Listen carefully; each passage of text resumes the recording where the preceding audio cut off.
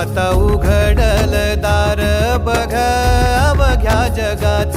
तूच हात धर घेऊन जा तुझ्या गाभाऱ्यात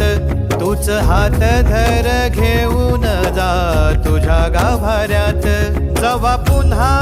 एक वार रूप दिसल सुरेख जवा पुन्हा एक वार रूप दिसल सुरेख तुझ्या पायावर माझ्या आसवांचा अभिषेक मायलेकराची नाळ कधी तुटायाची नाही उभ्या जन्मात विठ्ठला वारी चुकायाची नाही.